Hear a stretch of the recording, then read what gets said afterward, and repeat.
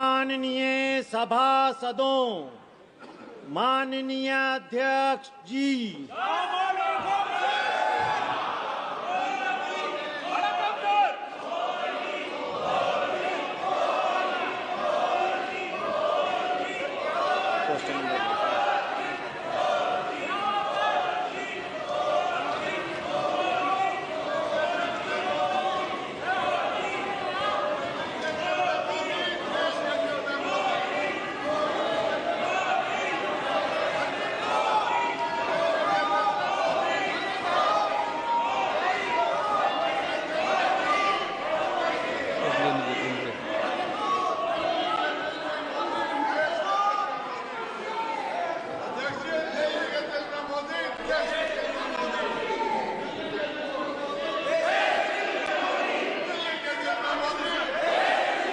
प्रश्नकाल प्रश्न संख्या 81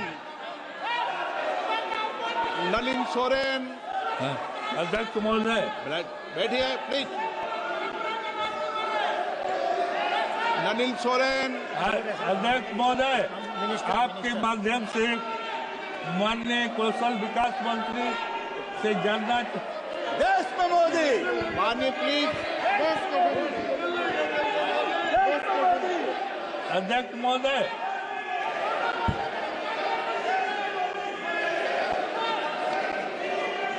ये नीचे प्लीज।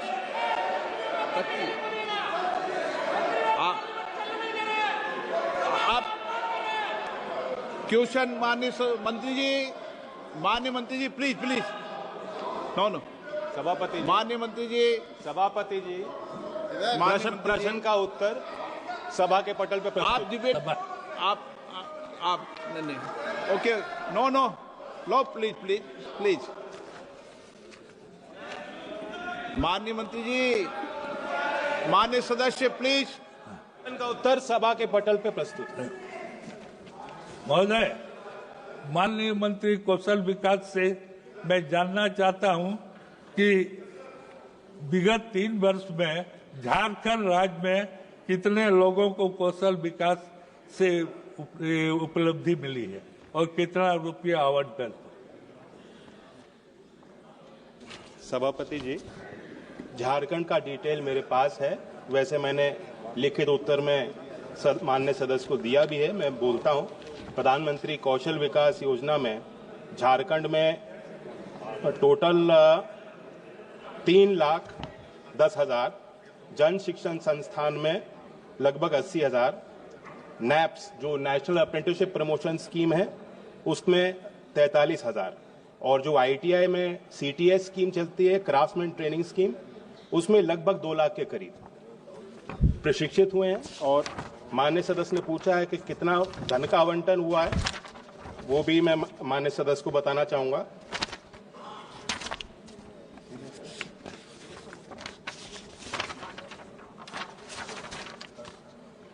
मैं माननीय सदस्य को डिटेल उपलब्ध करा दूंगा। धन्यवाद सर।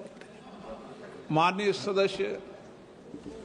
महोदय, ये झारखंड के जैसे आदिवासी बहुल जिला है, दुमका, राजमहल और पाकुड़, इन राज्यों में क्या क्या उपलब्धि हुई है जो आदिवासी बहुल क्षेत्र है, जो आपको क्या कितने प्रशिक्षित हुए हैं। सभापति जी, PMKVY में दुमका जिला इन्होंने पूछा है, 12,000 लोग प्रशिक्षित हुए हैं। जन शिक्षण संस्थान में 5,000 से ज्यादा, नैप्स में 1,069 लोग और CTS में 6,200 लोग ट्रेन हुए हैं। आदिवासी क्षेत्रों में विशेष अभियान के तहत कार्यक्रम चलाया भी जाता है। मैं बताना चाहूंगा, PM जनमन स्कीम के अंतर्गत भी हमारा मंत्रालय PMKVY में स्पेशल प्रोजेक्ट बना के कार्य करता है, और उसमें भी झारखंड में 5 जगह बंधन विकास केंद्र विकसित हुए हैं, और झारखंड में 1250 एंटरप्रेन्योरशिप डेवलपमेंट प्रोग्राम PM जनमन के अंतर्गत ट्रेन हुए हैं। श्री जुगल किशोर। धन्यवाद महोदय। महोदय, मैं मंत्री जी से जानना चाहता हूं कि जम्मू कश्मीर में भी इस योजना का लाभ जो है वो काफ़ी युवाओं ने लिया है, लेकिन कुछ युवाओं ने स्किल सेंटर काफ़ी पैसा खर्च करके खोले थे, लेकिन उनको स्किल ट्रेनिंग के लिए जो टारगेट मिलना चाहिए था उसके मुताबिक नहीं मिले हैं। तो क्या मंत्री जी ये बताने की कृपा करेंगे कि आने वाले दिनों में सरकार की तरफ से कुछ टारगेट उनको मिलेंगे ताकि वो अपने रोजगार के साथ साथ बाकी युवाओं को भी ट्रेनिंग दे सकें? माननीय मंत्री जी। सभापति जी, जो हमारी फ्लैगशिप स्कीम है प्रधानमंत्री कौशल विकास योजना, उसका मुख्य उद्देश्य है कि डिमांड ओरिएंटेड ट्रेनिंग दी जाए। मैं बताना चाहूंगा कि जम्मू कश्मीर से माननीय सदस्य आते हैं और उसी के संदर्भ में उन्होंने सवाल पूछा है। PMKVY में अभी भी जो ट्रेनिंग सेंटर है उनकी संख्या 464 है जम्मू कश्मीर में। 18 PM कौशल केंद्र भी जम्मू कश्मीर में कार्यरत हैं और 1 जन शिक्षण संस्थान है। जो माननीय सदस्य ने सुझाव दिया है कि जो इस पूरे इकोसिस्टम में प्राइवेट ट्रेनिंग प्लेयर्स हैं जिनकी क्रेडिबिलिटी है, जिन्होंने वाकई जमीन पे ग्रास रूट्स पे काम किया है, हम उनको हमेशा अपने स्कीम के अंतर्गत रखते हैं और उनको बढ़ावा भी देते हैं। सी किरण कुमार रेड्डी। माननीय सदस्य, नए सदस्यों को भी मौका देंगे। Thank you, sir. Thank you for giving me this opportunity to speak in the House today on the supplementary in question. Beni बनन को समझाओ।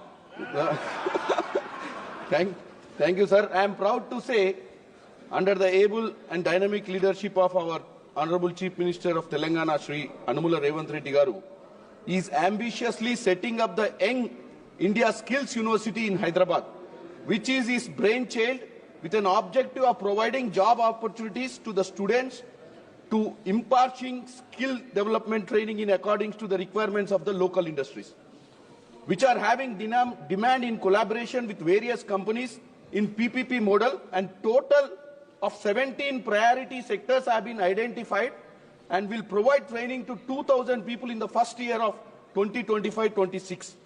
And we will train the people every year, 20,000 people every year, and the state allocated rupees 100 crores on its part and want to create a corpus fund of about 300 to 500 crores. Now, my question to the ministry is, if there is any proposal from the central government to adequately fund this Young Skills University to make it grand success and to realize the goal of developed nation by 2047. Thank you very much. Thank you, sir.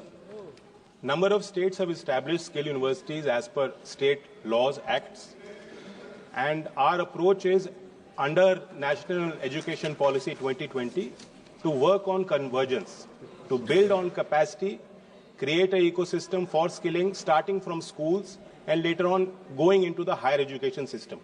UGC has also published guidelines with regards to embedded apprenticeship undergraduate degree.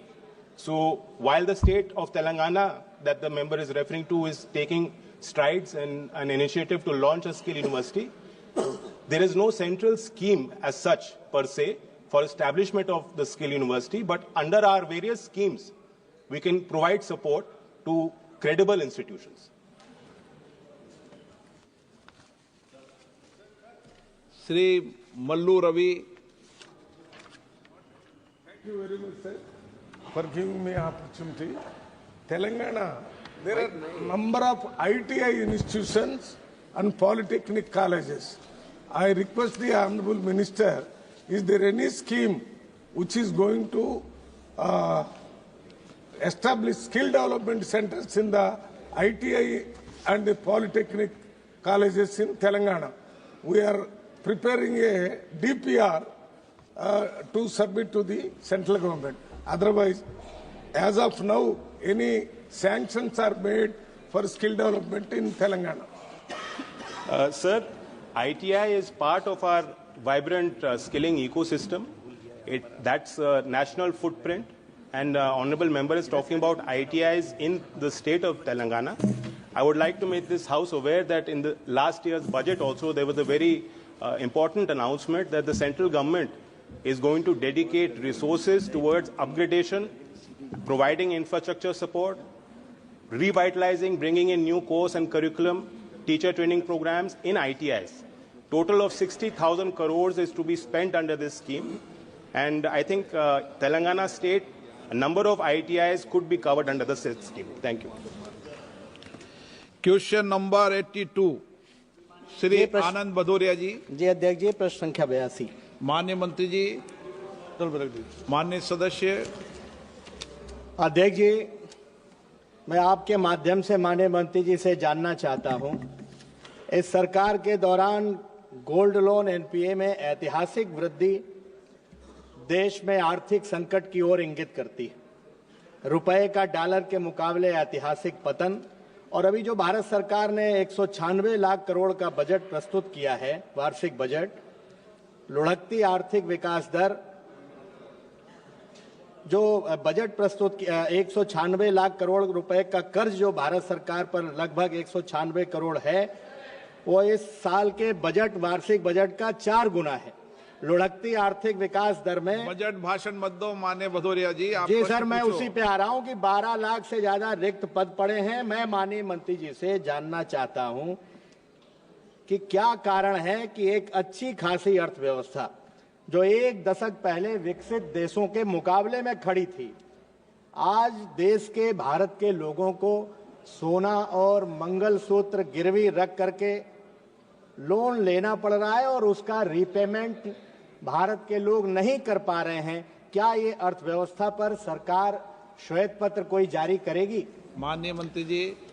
अध्यक्ष जी, माननीय सदस्य जो चिंतित हैं कि gold loan पे NPA बढ़ रहा है, मैं आपके माध्यम से सदन को बताना चाहता हूं कि 30 जून 2024 के अनुसार जो बैंकों का लोन था, एनपीए था, उस एनपीए में कुल वाणिज्य बैंकों का 0.22% है, और अगर कहें कि उच्च मध्य बैंकिंग वित्तीय कंपनियों का अनुपात जो है वो मात्र 2.58 रहा है। और जहां तक माननीय सदस्य ने अर्थव्यवस्था की बात किया है, 2014 के बाद से जिस प्रकार से देश के यशस्वी प्रधानमंत्री ने इस देश को आगे बढ़ाने का काम किया है, 2014 में जहां हम 10वें स्थान पे थे, आज बढ़कर के हम 5वें स्थान पर पहुंच गए। माननीय सदस्य। अध्यक्ष जी, सोना और मंगलसूत्र तो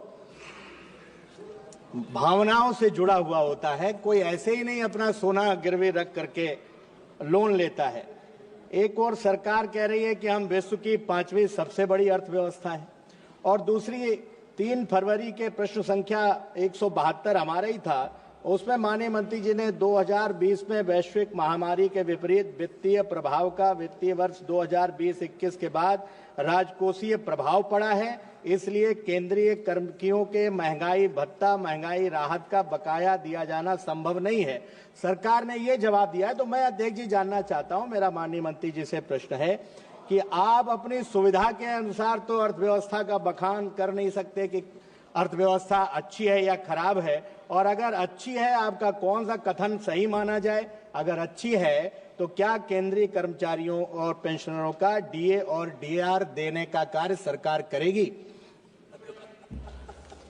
अध्यक्ष जी, जहां तक उन्होंने महिलाओं की बात किया है, एक व्यवस्था दी गई है कि वो चाहे तो अपना ज्वेलरी भी रख करके लोन लेकर के अपना काम चला सकती है। बाकी जो दूसरा इनका पार्ट है वो मूल पर से संबंधित नहीं है। Shrimati Kanimozhi. Thank you sir. Shrimati Kanimozhi Karunanidhi, पूरा नाम जी। Thank you, sir. Sir, there was a rapid increase in gold auctioning by non-banking gold loan lenders since the second quarter of 24-25 owing to the new RBI guidelines. And in addition to that, last year the RBI has asked banks and the NBFCs firms not to disperse cash component in excess to rupees 20,000 on gold loans. I'd like to ask the government whether it is taking measures to prevent this large-scale auctioning of gold, because a lot of people who don't have enough time to pay back their loans are suffering because of that. And small-scale borrowers find it very difficult to pay back these loans. And suddenly when these non-banking loan providers suddenly auction the gold.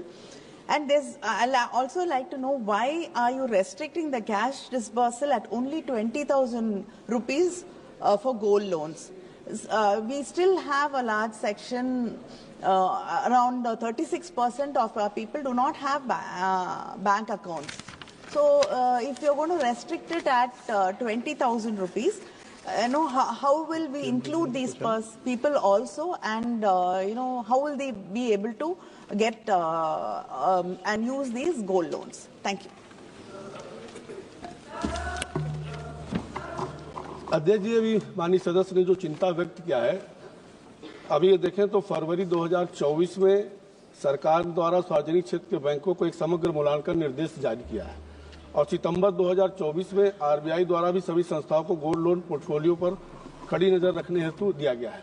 और कहीं ना कहीं ये अपने bank का विषय होता है। बैंक में अगर लोग लोन जमा नहीं कर पाते हैं तो उसकी तमाम प्रक्रिया है कि पहले उनको उधारकर्ताओं को डिफॉल्ट होने की दिशा में नोटिस बार बार दिया जाता है, पर्याप्त समय देकर के जमा किया जाता है, उसके बाद फिर नीलामी की प्रक्रिया शुरू होती है। Shri Manish Tiwari ji. Mr. Speaker, sir. Question has not been answered, sir. So, question was about non-bank.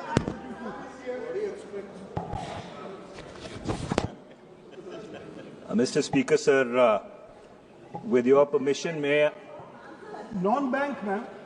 Sir, NBFC, sir. There is no answer for the question, sir.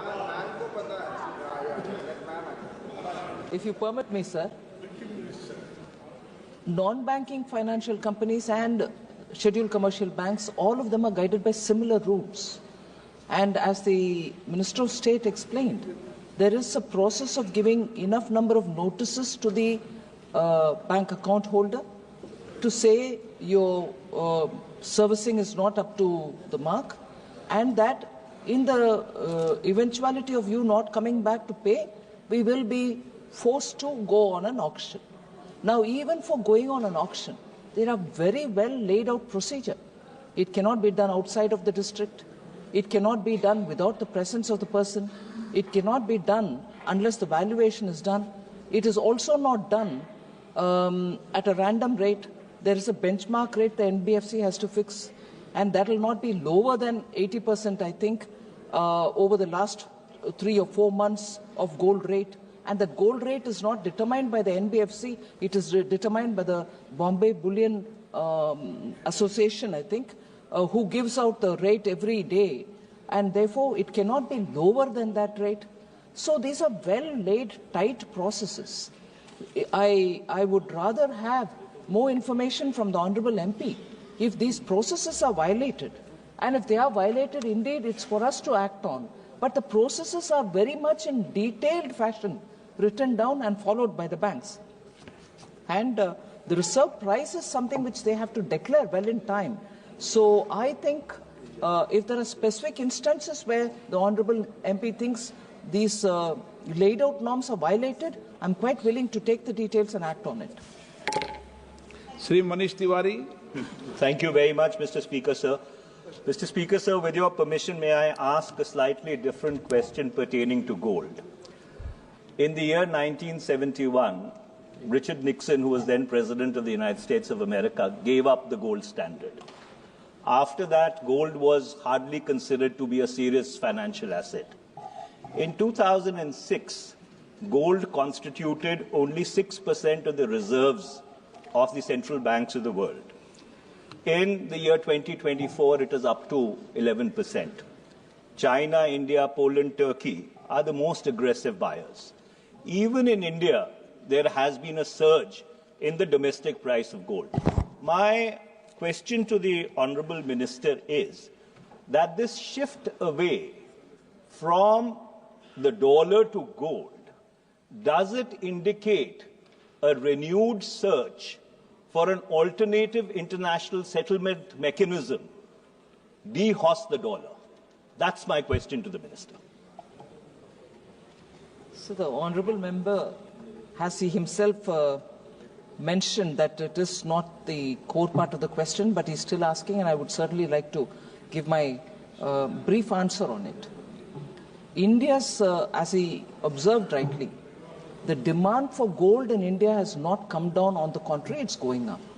And I would think it is very typical of India particularly for households or small businesses, and it is normally said women, but general households also and women also, to invest in gold because they think it's far more secure and far more liquid, and therefore as an asset class, we see that sustained interest in it by the households and small businesses as much as women of India.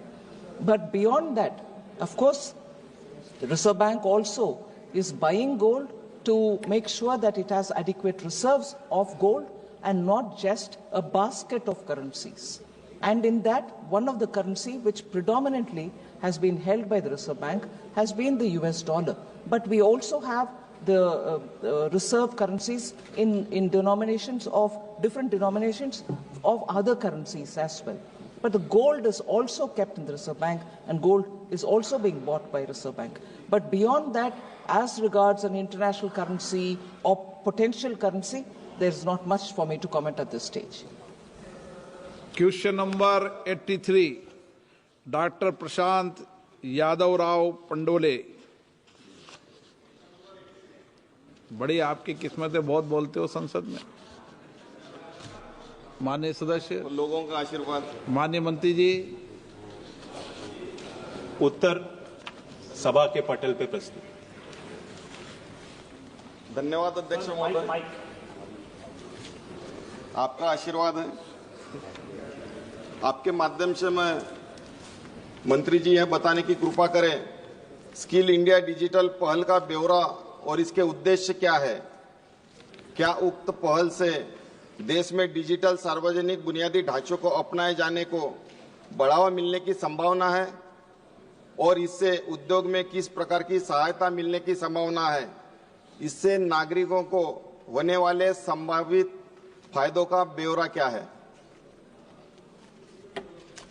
सभापति जी, ये skill India digital hub, ये 13 सितंबर 2023 को इसकी शुरुआत हुई थी और आप अनुमान लगाइए कि बहुत अल्प समय में ही अब इस पोर्टल पे 1,30,00,000 लोग पंजीकृत हो गए हैं। जो कौशल विकास की हमारी 3 योजनाएं हैं, प्रधानमंत्री कौशल विकास योजना, जन शिक्षण संस्थान और नेशनल अप्रेंटिसशिप प्रमोशन स्कीम, तीनों के तीनों पूरी तरह से इस डिजिटल प्लेटफॉर्म पे आ चुके हैं और मिनिस्ट्री ऑफ इलेक्ट्रॉनिक्स और आईटी के सहयोग से अब स्किल इंडिया डिजिटल हब एक डिजिटल पब्लिक इंफ्रास्ट्रक्चर का उसको एक दर्जा दिया गया है और इंडिया स्टैक में शामिल किया गया है। इसका अर्थ ये निकलता है कि पूरा जो इकोसिस्टम है, जो हमारी सारी स्कीम्स हैं, वो सब पूरी तरह से विजिबल इस वेबसाइट पे है। ये वेबसाइट eKYC इनेबल्ड है और अनेक दो सरकार के पोर्टल्स हैं, उनके साथ कनेक्टिविटी पे भी हम तेजी से काम कर रहे हैं, जैसे कि पीएम गति शक्ति, अपार से इसका लिंकेज है, श्रम जिसमें 30 करोड़ जो पंजीकृत हो चुके हैं वो डेटा भी अब स्किल इंडिया डिजिटल हब के साथ शेयरिंग हो रहा है। तो बहुत बड़ा व्यापक इसका दायरा है। मैं सभी माननीय सदस्यों को भी, सांसदों को भी इनवाइट करता हूं कि इस वेबसाइट के माध्यम से आप ट्रैक कर सकते हैं, क्योंकि GIS इनेबल्ड है। आपके क्षेत्र में कौन कौन सी संस्थाओं में लाइव कहाँ क्या कौशल विकास का कार्यक्रम चल रहा है, उसको आप ट्रैक कर सकते हैं। आप सब सहयोग करें, इसको ट्रैक करें। Thank you. ऑनरेबल मेंबर, क्या सरकार इस पहल के तहत लाभार्थियों को वित्तीय सहायता जैसे स्टाइपेंड प्रदान कर रही है? यदि हाँ, तो अब तक कितने लाभार्थियों को यह सहायता मिली है? एवं सरकार इस बात की गारंटी दे सकती है कि इस पहल के तहत प्रशिक्षित युवाओं को उनकी योग्यता के अनुसार नौकरियां मिलेंगी, न कि केवल सर्टिफिकेट मिलेंगे? माननीय मंत्री जी, माननीय सदस्य ने कहा ना कि केवल सर्टिफिकेट मिलेंगे। मैं अपनी आपत्ति दर्ज करना चाहूंगा। हमें वैल्यू करना पड़ेगा कौशल विकास के कार्यक्रमों को। सभी जो लाभार्थी हैं, जो युवा है, जो युवा शक्ति देश की है, उन्हें प्रेरित करना पड़ेगा कि वो अपने आप में निवेश करें, अपने आप में विश्वास करें और अपने आप को विकसित करें। मैं बताना चाहूंगा कि हमारे यहाँ जो नेशनल अप्रेंटिसशिप प्रमोशन स्कीम है, उसमें हम स्टाइपेंड इंडस्ट्री को सपोर्ट के थ्रू देते हैं। 1500 रुपए हर महीने दिया जाता है, डीबीटी के माध्यम से सीधा लाभार्थी के खाते में जाता है और वो पूरी तरह से स्किल इंडिया डिजिटल हब पे विजिबल है, उसी के थ्रू पेमेंट हो रहा है। Thank you. Shri doctor M.K. Vishnu Prasad. Thank you, Speaker, sir. Nowadays, so many skill development centers have come.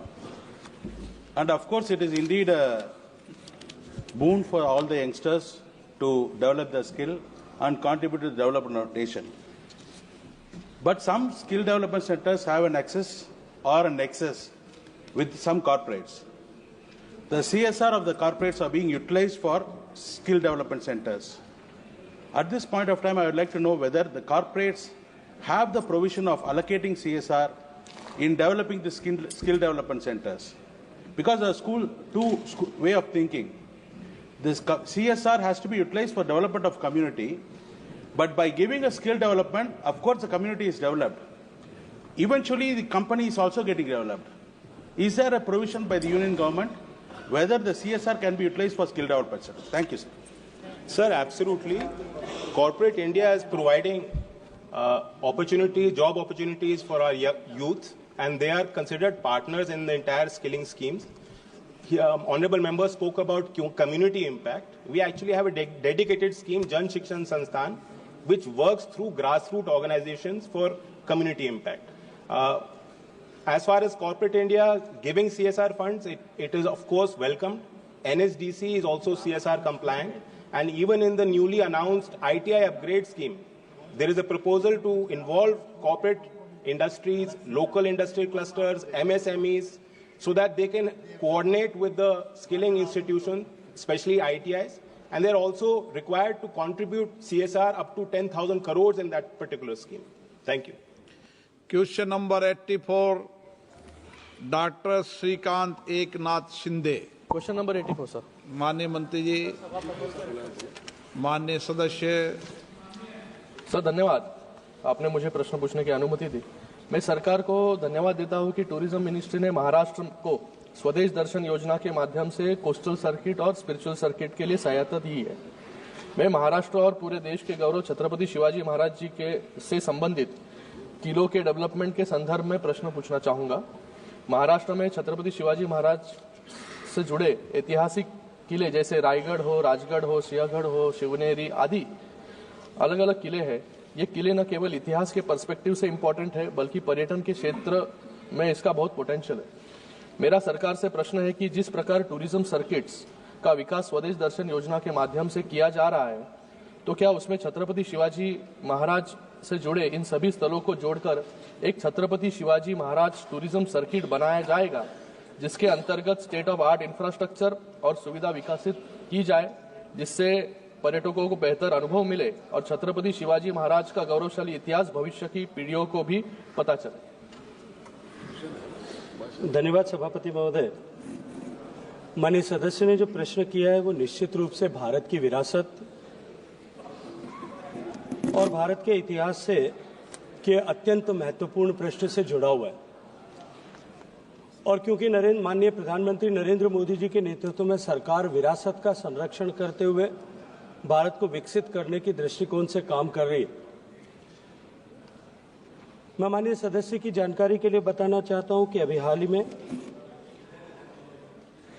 Pune स्थित शिव षष्ठी हिस्टोरिकल थीम पार्क को विकसित करने और छत्रपति शिवाजी महाराज के जीवन से जुड़े हुए सारे आयामों को एक साथ एक स्थान पर प्रदर्शित करने के दृष्टिकोण से एक विस्तृत योजना राज्य सरकार द्वारा प्रस्तावित की गई थी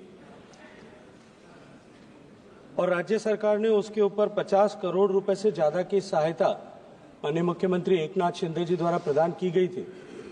भारत सरकार ने भी उसमें सहयोग के रूप में 76 करोड़ रुपए लोहगढ़ के पुनरुद्धार के लिए, अट्रैक्शन बिल्डिंग के लिए और तटबंदी के लिए और उसके साथ में वहाँ जो है टूरिस्ट एमिनिटीज के डेवलपमेंट के लिए सैंक्शन किया है, जिसका काम शीघ्र प्रारंभ हो रहा है.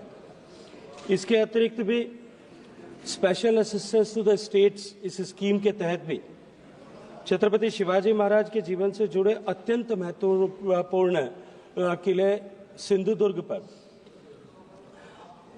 अंडर वाटर म्यूजियम बनाने के लिए शासकीय स्कीम में अभी 46 करोड़ रुपए सैंक्शन किया गया है, ताकि एक नया experience of under water submarine tourism वहां पे दिया जा सके. और क्योंकि छत्रपति शिवाजी महाराज की नौसेना और नौसैनिक क्षमता भारत के लिए एक अत्यंत गर्व का विषय है। मैं सदन के संज्ञान के लिए, देशवासियों के संज्ञान के लिए भी निवेदन करना चाहता हूं कि माननीय प्रधानमंत्री जी के प्रेरणा से, उनके हस्तक्षेप से भारत के नौसेना के ध्वज को भी छत्रपति शिवाजी महाराज के ध्वज के रूप में नामित किया गया। ये माननीय प्रधानमंत्री जी की का जो सोच है कि हम अपनी विरासत का सम्मान करें और गुलामी के प्रत्येक चिन्ह को अपने मानस पटल पर से हटाएं, उसकी दिशा में एक अत्यंत महत्वपूर्ण कदम है। माननीय सदस्य ने किलों से को एक साथ जोड़कर के एक सर्किट बनाने की ऐसी कल्पना की है। मैं उसका कल्पना का अभिनंदन करते हुए इतना अवश्य कहना चाहता हूं कि प्रधानमंत्री जी के नेतृत्व में वर्ल्ड हेरिटेज कमेटी के द्वारा जो वर्ल्ड हेरिटेज लिस्ट में इंस्क्रिप्शन होता है, उसके लिए भारत सरकार ने इस बार इन सारे दुर्गों को, जो महाराष्ट्र में भी है, कोंकण में भी है और तमिलनाडु में, इन सारे दुर्गों को एक श्रृंखलाबद्ध तरीके से साथ जोड़ करके उनको नामित करने के लिए प्रस्तावित किया है। और मैं ये मानता हूं कि निश्चित रूप से उसके चलते हुए वहाँ टूरिज्म की संभावनाओं का में वृद्धि होगी। और जब टूरिज्म की संभावनाओं में वृद्धि होगी, राज्य सरकार से जो प्रस्ताव आएंगे, उन प्रस्ताव पर सहानुभूति पूर्वक विचार करते हुए, जो संसाधनों की सीमितता के साथ विचार करते हुए उस पर काम करें। माननीय सदस्य सप्लीमेंट्री पूछना चाहते हैं?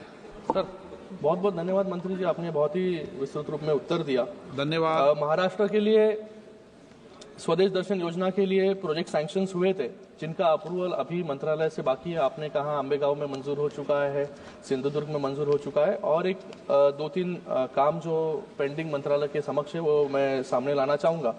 सिंधुदुर्ग डिस्ट्रिक्ट के लिए 122 करोड़, छत्रपति संभाजी नगर में अजंता एलोरा में development of iconic tourist centre to global scale के लिए 132 करोड़ पेंडिंग है, और conservation and beautification of heritage corridor in Chhatrapati Sambhaji Nagar के लिए 132 करोड़ का मास्टर प्लान और डीपीआर सबमिट हो चुका है। इसके अतिरिक्त सरकार ने कोयना नगर गार्डन डेवलपमेंट और कोयना बैकवाटर्स, जो मेरा मूल गांव है, वहां पर भी उसके लिए भी सरकार से अर्जी की है। तो ये प्रपोजल सरकार कब तक मंजूर करेगी? माननीय सभापति महोदय, माननीय सदस्य का धन्यवाद करना चाहता हूं कि उन्होंने प्रधानमंत्री जी के नेतृत्व में भारत सरकार ने महाराष्ट्र में टूरिज्म डेवलपमेंट के लिए जितने प्रोजेक्ट सैंक्शन किए, उनके सब के बारे में चर्चा की। मैं माननीय सदस्य के इस भावना का भी सम्मान करना चाहता हूं कि वो शीघ्रता के वो बंगाल सरकार नहीं भेज रही है प्रपोजल, उसमें मेरा तकलीफ नहीं, वो आपकी चिंता का विषय है। बंगाल सरकार प्रपोजल नहीं भेजती है, वो आपको मैं आग्रह करूंगा कि आप जाकर के आदरणीय मुख्यमंत्री जी से निवेदन करें कि वो भेजें। लेकिन महाराष्ट्र सरकार ने जो प्रपोजल भेजे हैं, उन प्रपोजल्स पे इन सारे जितने भी प्रपोजल्स जिनके बारे में, स्कीम्स की जिनके बारे में चर्चा माननीय सदस्य ने की है, उन सब पर डिफरेंट लेवल पर जो है अलग अलग प्रोजेक्ट में अलग अलग लेवल पर उस पर विमर्श हो रहा है। और मुझे पूरा भरोसा है कि शीघ्र ही ये प्रोजेक्ट्स जो हैं आने वाले समय में they are going to see the light of the day, बहुत जल्दी उन पर काम प्रारंभ होगा। श्री राजेश वर्मा। धन्यवाद अध्यक्ष महोदय। हमारी एनडीए की सरकार जिस तरीके से देश की विरासत और धरोहर को लगातार जीवंत करने का कार्य कर रही है, मैं आपके माध्यम से माननीय मंत्री जी का ध्यान मेरी खगड़िया लोकसभा के परबत्ता प्रखंड स्थित 52 कोठरी तिरपन द्वार, जो हवा महल के नाम से भी जाना जाता है और 17वीं शताब्दी में सोलंकी वंश के द्वारा स्थापित किया गया था, और साथ ही साथ मानसी प्रखंड के कशरिया धार के बारे में और सिमरी बख्तियारपुर के बाबा बटेश्वर धाम, जो कि हमारे लोकसभा की और हमारे देश की ये विरासत और धरोहर है। मैं माननीय मंत्री जी से जानना चाहता हूं कि स्वदेश दर्शन योजना के क्लॉज 4 के तहत क्या खगड़िया लोकसभा में इन धरोहर और विरासत को जीवंत करने के लिए सरकार की कोई योजना है? मुझे माननीय मंत्री जी से बस यही सवाल एक पूछना है। माननीय अध्यक्ष महोदय, हालांकि मूल प्रश्न से संबद्ध नहीं है, मैं आपका संरक्षण चाहते हुए इतना माननीय सदस्य को निवेदन करना चाहता हूं आपके माध्यम से कि टूरिज्म, जैसा मैंने पिछली बार भी प्रश्न का उत्तर देते हुए कहा कि प्रत्यक्ष रूप से राज्य सरकार का विषय है। राज्य सरकार इसमें अपनी पर्यटन की संभावनाओं और आवश्यकताओं के अनुरूप जो प्रस्ताव बना करके भेजती है, उन प्रस्तावों पर हम विचार करते हुए अपने तय स्कीम्स के अंदर राज्यों का सहयोग फाइनेंशियली और अगर आवश्यक हो तो हम तकनीकी के रूप से उनके साथ में करते हैं। राज्य सरकार अगर इस तरह का प्रस्ताव वहां के पोटेंशियल को, वहां की क्षमता को देखते हुए करे तो निश्चित रूप से उस पर विचार किया जा सकता है। Sushri R Sudha. Sir, the entire Kaveri Delta district in Tamil Nadu, especially Mayiladuthurai and Tanjavur districts, deserve to be SDS, and union government must start to make them globally visible tourism destination, as any location in Tamil Nadu, particularly in Central Kaveri Delta district, include SDS. If not, why? Thank you, sir.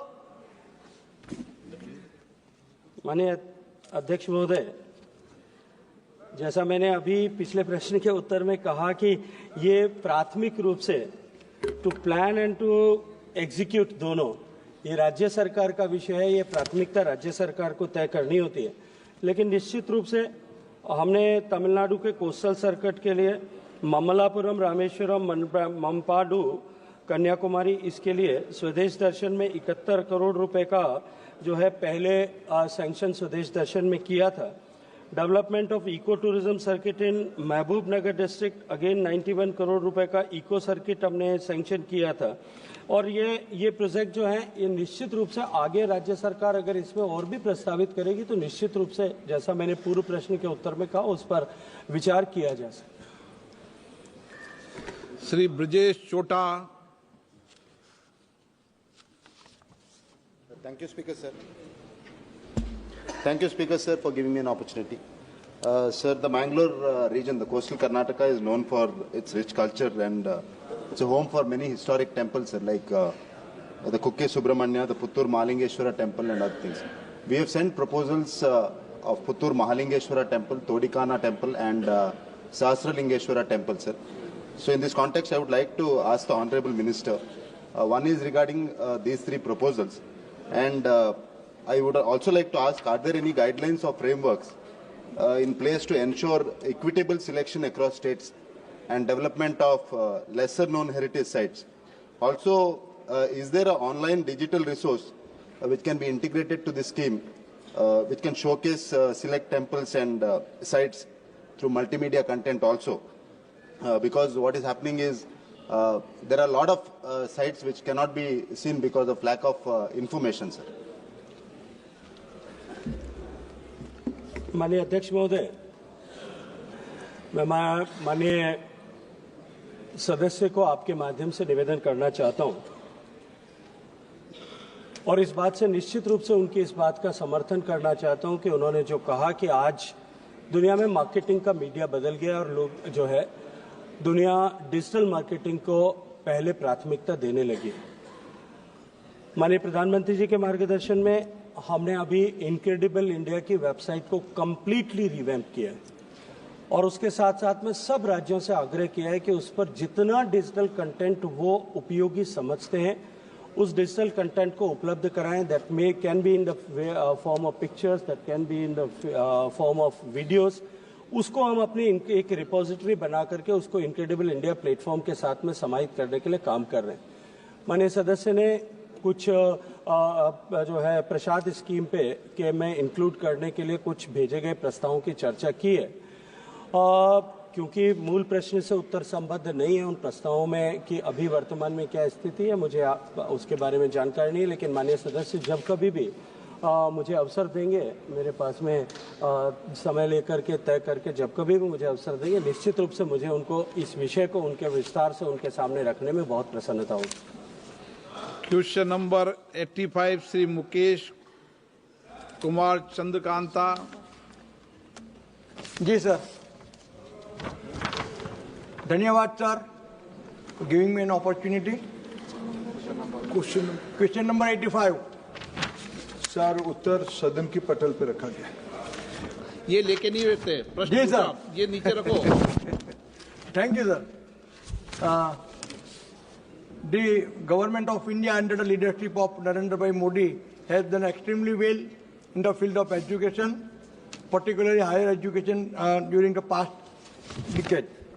My question to the Honorable Minister is that, will the Minister of Education be pleased to state the details of budget allocation for the Credit Guarantee Fund for Education Loan, the data on total number of students benefited from this fund in the last 5 years, along with their geographical and demographical distribution, particularly in Gujarat, the details of results observed on access to higher education and loan repayment rates supported by relevant data, and lastly the details of mechanism put in place to monitor and evaluate the effectiveness of the Credit Guarantee Fund for Education Loan and the key performance indicator track. अध्यक्ष महोदय, भारत सरकार प्रधानमंत्री उच्चतर शिक्षा प्रोत्साहन योजना में कई प्रकार की प्रोत्साहन की योजना चलाती है। उसमें क्रेडिट गारंटी फंड स्कीम भी एक है। उसमें अभी तक पिछले साल 31 दिसंबर 2024 तक 3019 करोड़ रुपया की आवंटन किया गया है। माननीय सदस्य ने पिछले बीते 5 साल की छात्र लाभार्थियों की नंबर पूछा था, वो है 6,78,000 प्रदेशवारी उसकी संलग्न सूची दिया गया है। विशेष करके उन्होंने गुजरात के बारे में पूछा है। गुजरात में 15,501 विद्यार्थी उसकी लाभार्थी बने हैं। Supplementary question, sir. According to a 2022 report by the Union Education Ministry, only 4% of higher education students in India currently benefit from the education loans. The Credit Guarantee Fund scheme for education loans provides much needed financial assistance, but the maximum loan eligibility remains capped to 7.5 lakhs, which is insufficient considering the rising cost of education both in India and abroad. For studies abroad, students are required to pay 50% margin money for loans above 4 lakh and up to rupees 75 lakh, further increasing their financial burdens. Given that the tuition fees and living expenses have significantly increased, will the government consider revising the education loan cap and reducing the margin money requirement, ensuring that students, especially from middle class and economically weaker backgrounds, can pursue higher education without financial constraints? अध्यक्ष महोदय, जैसे मैंने उल्लेख किया था, भारत सरकार प्रधानमंत्री उच्चतर शिक्षा प्रोत्साहन योजना में कई प्रकार की योजना चलाती है। उसमें क्रेडिट गारंटी फंड स्कीम एक है। उसके अलावा सेंट्रल सेक्टर इंटरेस्ट सब्सिडी ये भी एक योजना है। मीन कम मेरिट स्कॉलरशिप भी एक योजना है और जम्मू कश्मीर के विद्यार्थियों के लिए भी एक अलग से स्पेशल स्कॉलरशिप स्कीम भी लागू होती है। जो हायर अमाउंट की लोन के बारे में आदरणीय सदस्य ने पूछा, अभी मैं धन्यवाद दूंगा आदरणीय वित्त मंत्री जी को।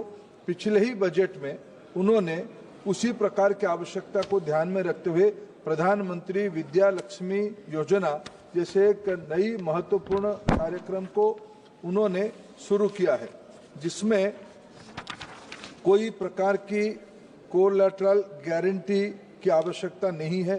ये एक नया सेंट्रल सेक्टर स्कीम है, जिसमें गाइडलाइन भी अभी भारत सरकार ने सामने रखा है। कोलैटरल फ्री रहेगा, guarantee for free education loan रहेगा।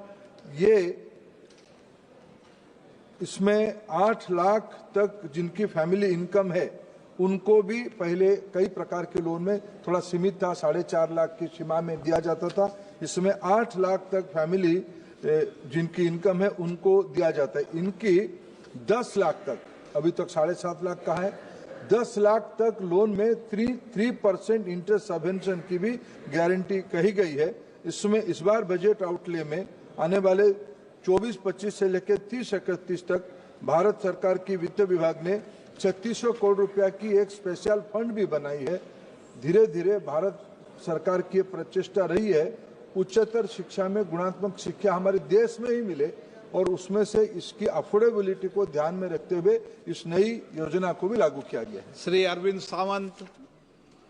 माननीय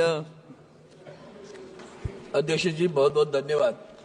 ये जो प्रधानमंत्री उच्च स्तर शिक्षा प्रोत्साहन योजना है, ये देश के छात्रों को, लाभार्थियों को मिल सकती है।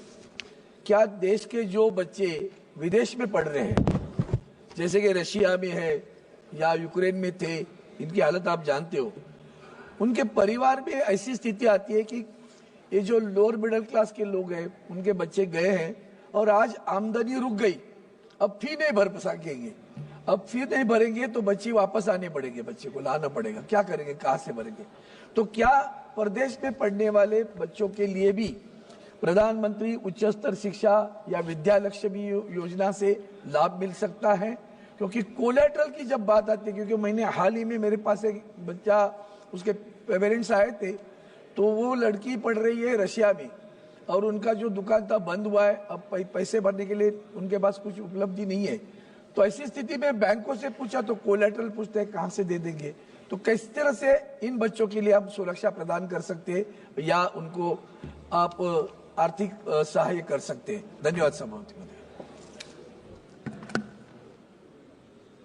अध्यक्ष जी, अभी तो मैंने बताया भारत सरकार की ये योजना भारत में जो NIRF रैंक इंस्टीट्यूशन है उन्हीं के बारे में, स्टेट यूनिवर्सिटी हो, निजी संस्थान हो या भारत सरकार के संस्थान हो जिनकी NIRF रैंकिंग अच्छी है, उसी में से गरीब विद्यार्थियों को लोन लेके पढ़ने के लिए विद्यालक्ष्मी योजना तथा अन्य 4 प्रकार की प्रधानमंत्री उच्चतर शिक्षा प्रोत्साहन योजना किया है। ये मूलतः भारत की इंस्टीट्यूशंस के लिए ही किया गया। Shri Rajiv Rai. Thank you sir.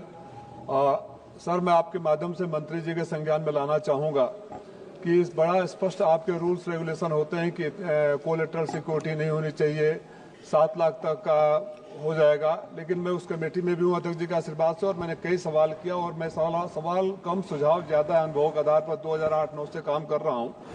तमाम ऐसे लिखित शिकायतें बैंकों के नाम और ब्रांच के साथ आई, जिसमें मैंने भी जमा किया है कि या तो कोलेटरल सिक्योरिटी 4 लाख तक का भी मांगते हैं और 2 सिक्योरिटी सेम बैंक में जिसका अकाउंट हो उससे मांगते हैं।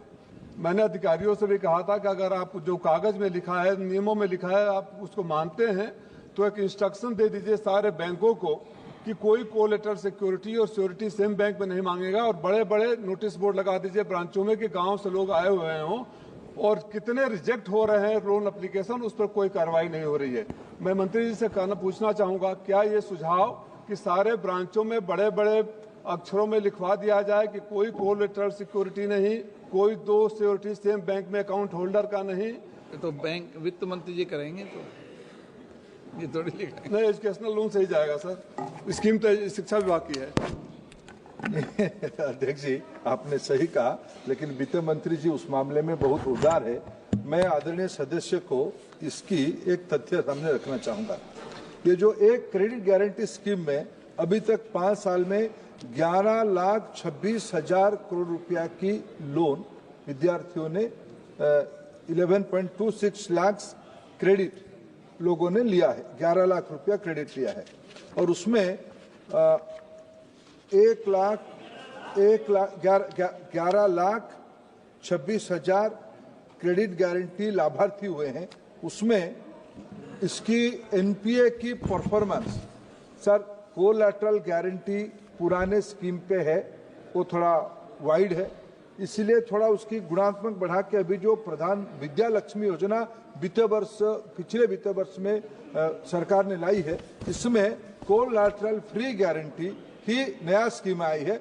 शायद इस प्रकार के अनुभव को ध्यान में रखते हुए सरकार धीरे धीरे और उदार होने लगा है। Question number 86 Shri Robert Bruce C. माननीय मंत्री जी, उत्तर सभा पटल पर रखें। Honourable member. received a reply from the Honorable Minister stating that as per norms, the bed occupancy should be 70%. But I submit that the bed occupancy during 2022-23 is 88.27%, and 2023-2024 bed occupancy is 88.61%, and 2025 till date it is 92.75%. Now my question is, sir, whether the government is willing to increase the bed capacity by 50% as per the norms which have been built by the hospital. Thank you, sir.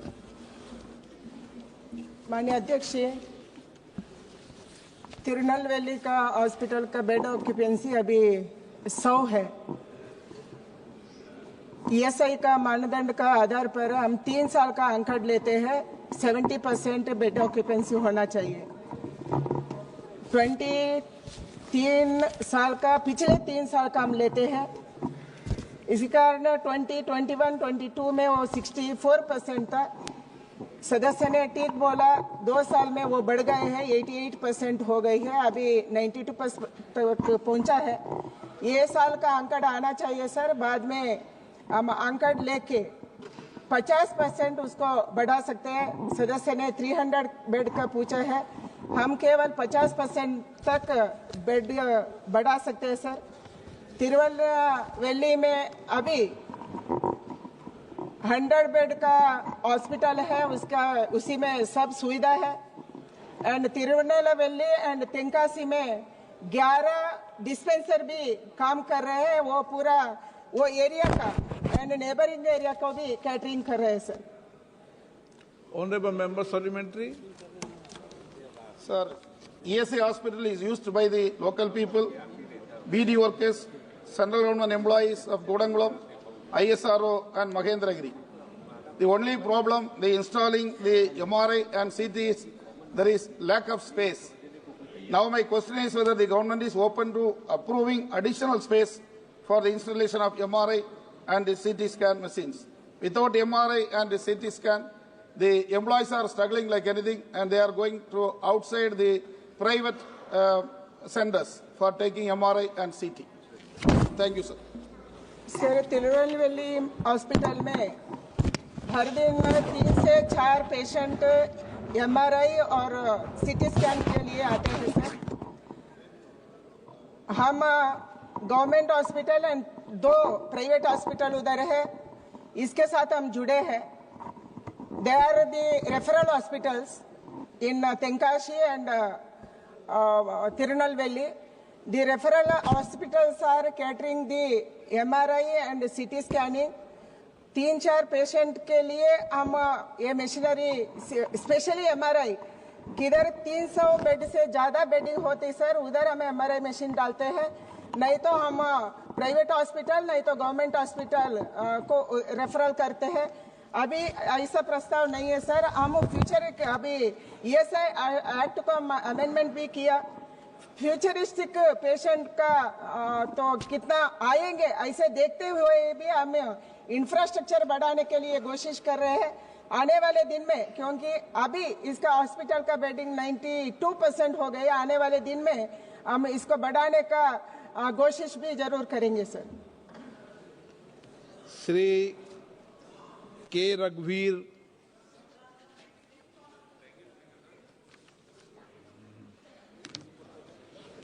Thank you speaker sir. Sir, I am from Nalgonda constituency. पहले हमारे पास जो MP थे Uttam Kumar Reddy ji, on his request 1 dispensary is being sanction sir. ESI वो budget sanction हुआ था, मगर अब तक स्टार्ट नहीं हुआ। But in my constituency, there are more than 2,25,000 employees, sir. So we have been requesting for ESI hospital from last few years, sir. ESI hospital, if it can be sanctioned in my constituency, it will be useful for lots of, there are a lot of labor and cement factory workers and all, so it will be useful for them, sir. Hospital ESI hospital बनाने के लिए 50 kilometre का अंदर में कोई ESI hospital नहीं होना चाहिए सर। ऐसा मैंडेटरी है, ऐसा नॉर्म्स है। और अभी हम ईएसआई हॉस्पिटल को बढ़ाने को कोशिश कर रहे हैं। ईश्रम योजना में भी हम जुड़ने का कोशिश कर रहे हैं। एंड 50 मीटर का अंदर नहीं है तो हम उसको प्रस्ताव को ले सकते हैं सर। एंड 100 बेड के लिए हम 50 किलोमीटर रखे हैं एंड 30 बेड के लिए हम 25 किलोमीटर्स का रेडियस में हॉस्पिटल नहीं होना इसे रखे हैं सर। एंड पूरा देश में 165 ईएसआई हॉस्पिटल है सर। इसी में 59 हम सरकार ईएसआई से चलाते हैं, केंद्र सरकार चलाते हैं एंड 106 स्टेट गवर्नमेंट चलाते हैं सर। टोटल देश में 1590 डिस्पेंसरी से है सर। इसी में तमिलनाडु में 241 में, बाकी स्टेट में है सर। एंड आने वाले दिन में इसको बढ़ाने के लिए, क्योंकि अभी हमारा सरकार का लक्ष्य है इनफॉर्मल का वर्कर्स के लिए भी, कौन असंगठित कार्मिक है उसको भी हमारा सोशल सिक्योरिटी बढ़ाना चाहिए एंड सोशल सिक्योरिटी कोड में उसको लाना चाहिए। ऐसे सोच सरकार रखा है सर। प्रधानमंत्री के नेतृत्व में पूरा एक्ट का हम एकत्रित करके 4 कोड का अंदर लाना चाहते हैं। इसी में हर डिस्ट्रिक्ट में ईएसआई हॉस्पिटल बनाना, ईएसआई का फैसिलिटी देना, ऐसे भी सरकार का सोच है sir. Shri N.K. Premachandran. Sir, thank you very much, sir. Sir, I would like to know from the Honorable Minister through you, sir. Ashramam ESI Hospital is one of the best hospital having the rate of occupancy even up to 100%, 110%. There is a proposal to develop this hospital, and there is also a proposal pending before the ESI Corporation that this has to be developed and to be altered as a medical college hospital. Sir, recently 10 ESI medical colleges has already been sanctioned, including in Varanasi constituency. My specific question is, in the year 2014, there is a policy change on the part of the NDA government, and the ESI Corporation has decided to withdraw from medical education.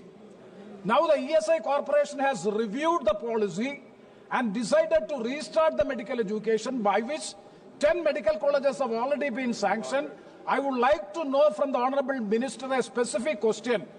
Paripalli Government Medical College, which was there, because of the policy of the Government of India led by Honorable Prime Minister Sri Narendra Modi ji, that ESI Corporation has withdrawn from that hospital. I would like to know from the Honorable Minister whether a new medical college will be allowed, developing ESI hospital as a ESI medical college, because once it was allowed, it was taken back. Whether it will be considered in a positive way, this matter was discussed in the ESI Corporation. Principally, it was consented to by the Minister. I want a specific answer on the floor of the House from the Honorable Minister. Thank you very much, sir. देश में 8 medical college अभी चल रहा है। 10 college बनाने का प्रस्ताव है।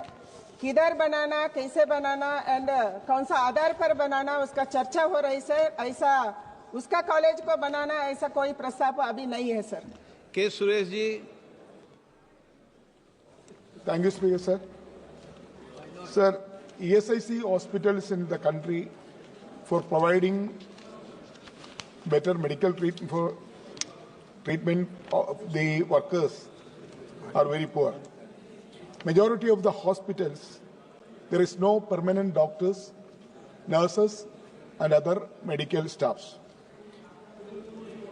Contractual doctors and nurses and other medical staff working in the ESIC hospitals. There is no proper recruitment whenever the vacancies come. No proper recruitment for the doctors and medical staff. That's why quality of the treatment in the ESIC hospitals come down. I would like to ask Honorable Minister through you, sir, whether the Government of India will take necessary steps to the recruitment of permanent doctors and nurses and other medical staff in ESIC hospital. Thank you, sir. Sir, देश में ESI hospital में doctors का, nurses का कमियां है, वो सही है सर। इसके कारण अभी वैकेंसी भरने के लिए 1210 डॉक्टर्स को भरने के लिए हम इंटरव्यू किया है। इसी में 399 डॉक्टर्स ज्वाइन किया है, बाकी ज्वाइन कर रहे हैं सर। ऐसे ही जनरल डॉक्टर्स को भरने के लिए, उसका अलावा भी जनरल डॉक्टर्स भरने के लिए हम 600 पोस्ट के लिए एप्लीकेशन मांगा है सर। ये एप्लीकेशन जनवरी 31 को लास्ट डेट था एंड मई तक हम उसको भरने का कोशिश करेंगे। वो 1210 प्लस 600 होगा। एंड टीचिंग स्टाफ को भरने के लिए मेडिकल कॉलेज में टीचिंग स्टाफ का भी कमियां है, वो भी डॉक्टर का काम करते हैं। उसको भरने के लिए 287 असिस्टेंट प्रोफेसर को भरने के लिए हम एप्लीकेशन मांगा है। वो भी 31 जनवरी का लास्ट डेट था। मई में उसका इंटरव्यू होगा एंड ज्वाइन भी करेंगे सर। ऐसे हम नर्सेस को भरने के लिए भी एम्स को दिया है सर। 574 नर्सेस को भरने के लिए एम्स के साथ हम कोलैबोरेट किया है। एम्स हमको सेलेक्ट करेंगे एंड ESI को देंगे सर। एग्जाम हो गए हैं एंड 1930 UPSC को हम दिया है। UPSC को भरने के लिए दिया है, एम्स प्लस UPSC दोनों को हम दिया है। पैरामेडिकल को भरने के लिए भी 1206 को भरने के लिए भी हम एम्स को साथ ज्वाइन किया है एंड एम्स सेलेक्ट करेंगे एंड ESI को वो भरेंगे सर। प्रश्नकाल समाप्त। माननीय सदस्यगण, कुछ विषयों पर स्थगन प्रस्ताव की सूचनाएं प्राप्त हुई हैं। माननीय अध्यक्ष जी